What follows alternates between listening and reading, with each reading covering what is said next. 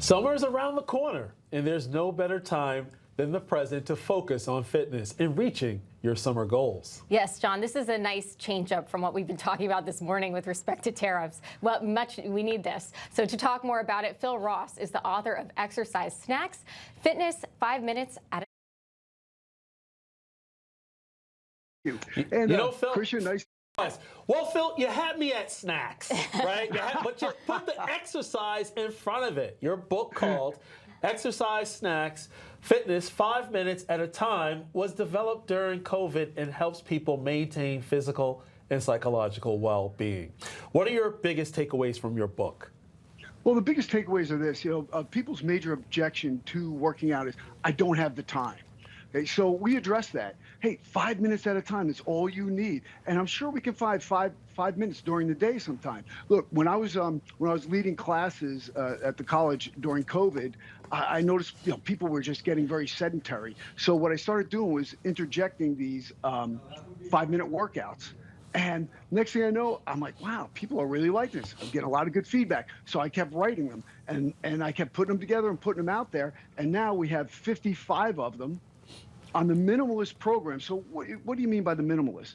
It takes little to no equipment to do this. And you can do everything in a 6x6 space and also in the privacy of your own home.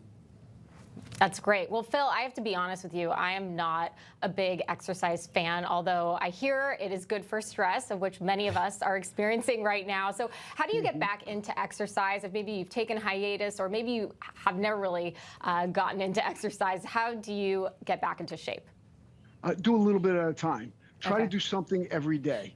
You want to breathe hard every day. That's one of my mantras. The thing is, you have to move, and you have to find something that you like. You want to remove that dread factor from it, like it was, oh, I have to work out. No, I want to work out, and that's part of that mental aspect, is putting a positive spin on this. Right. Interesting. My experience with my own goals in the past, and what I've been hearing from a lot of people over the years, they come up with these lofty goals, and it seems like they've created a mountain to overcome. That should be broken down into little successes similar to your exercise snacks. 100%. Yeah, we have, you want to apply SMART goals. You want to be specific, has to be measurable, has to be attainable, has to be relevant and time-based. Heck, I'd like to play in the NBA. It's not going to happen. I could have all the desire in the world and train as much as I want, but it's never going to happen. That ship sailed or never even came to port. But the thing is that we can set ourselves up for success by, like you said, doing these little goals. And the cool thing in my book, the Exercise Snacks book, we have regressions and progressions. So what do I mean by that? That means if it's too hard for you, we have a regression that will actually be something that someone can achieve. And for those who, want to take it to the next level, we have the progressions. And another part of it, of course, is what we consume. A maybe controversial subject, but the consumption of seed oils has been really vilified, Phil, on social media by influencers and politicians now. What's your position on this?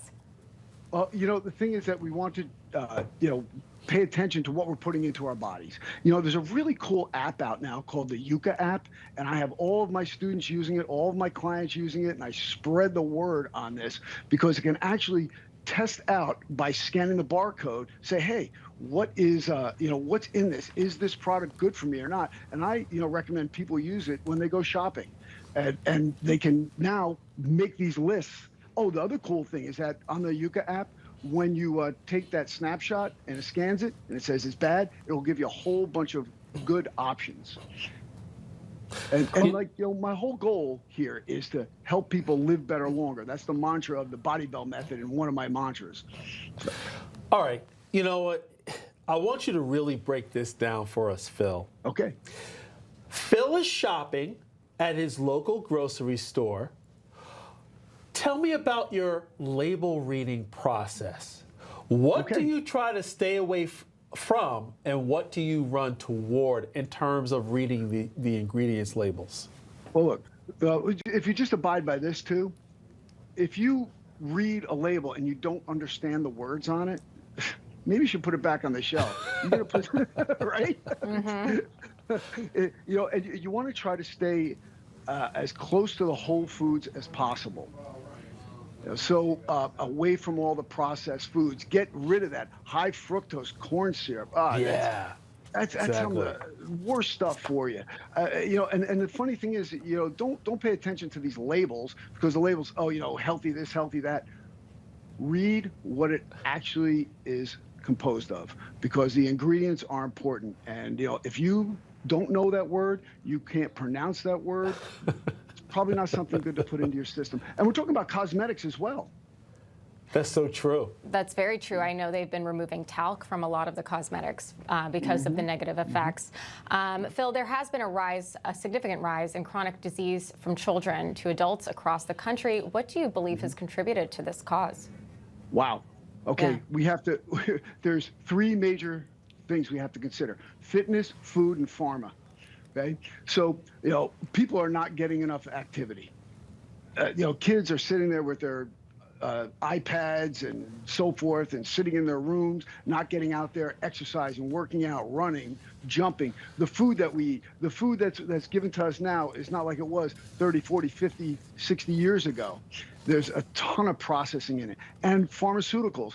Every time you go to the doctor, they're shoving another pharmaceutical down your throat. Look, I walked out of a doctor. Okay, I'm like, no, this is incorrect. I'm out of here. You're not my doctor anymore. And I left, and I found someone that was more in line with my thought process. Because we should not.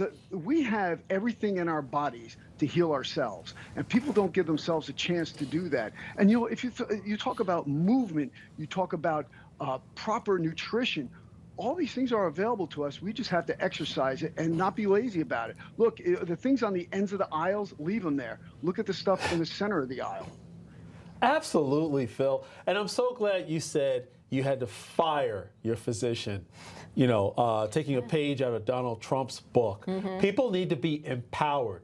If your physician is not doing the right thing, not guiding you through the proper, health sequence, fire your medical doctor and get a new one. And you know what? I'd listen to Phil. You know why? Because he's the author of Exercise Snacks, Fitness in 5 Minutes. And the thing is, Phil, I'd take your advice. Why? And it would behoove you. Yeah, you know why? Look, I'm not one to give men compliments. Oh. It's not my thing, It's not trust John's me. thing, no. But look at his pecs and look at those traps, folks. Oh. He's obviously fit. Well, just to let you know, I'm 62 years old. Wow. Wow, threw that on top of it. Looking Wow. sharp, Phil. Look at that. All right, wait. Oh, you didn't have to flex, Phil. You made me look bad already, and then you had to flex at 62. Wow. You know what? If I had a body like that at 62, I'd flex too. Hey, just real quick. I know you Sure. brought something up about getting outside. On my YouTube channel, I have a whole thing called Snack Stand Strength. There's like 20 some odd movements that you can do outside with a park bench. Well, that's awesome. I think it's really important to just get out there, as you were saying, at any point of the day. But to John's comments, too, I want to stress the importance of advocating when you're talking to a healthcare provider, advocating for yourself, because a lot of times it's, of course, things go over your head, but knowing your own body and understanding it it's your body. So, Phil, last question about eating and drinking before working out. Is that the right thing to do? Should you wait until after you work out? I've heard different pieces of advice with respect to this. Great question. I'll tell you this, everybody is different and every body is different. You have to find out what actually works for you. But I will recommend that, first thing you get up in the morning, have some water. And the other thing is, as soon as you get up, stretch. I don't know if you have a dog or a cat, but what do they do the first thing that they get up from a nap? They stretch. How come we don't do that? We go and sit on our duffs. So you want to get up and stretch first thing. Get that blood flowing. Get that body moving. That is such good advice. And I don't know if the advice that I received approximately 20 years ago, after you work out for about 20 minutes, that's the time that you can eat bad food because your body is actually still burning fat. I never took that advice, probably because that person was out of shape. But in any case, we got to leave it there. Phil Ross, You know what? You're in great shape. You and RFK Jr. put me to shame. Thank you so much. We appreciate it. Thank you. Strength and honor, guys. You got it. More on First Edition after the break. Stay with us.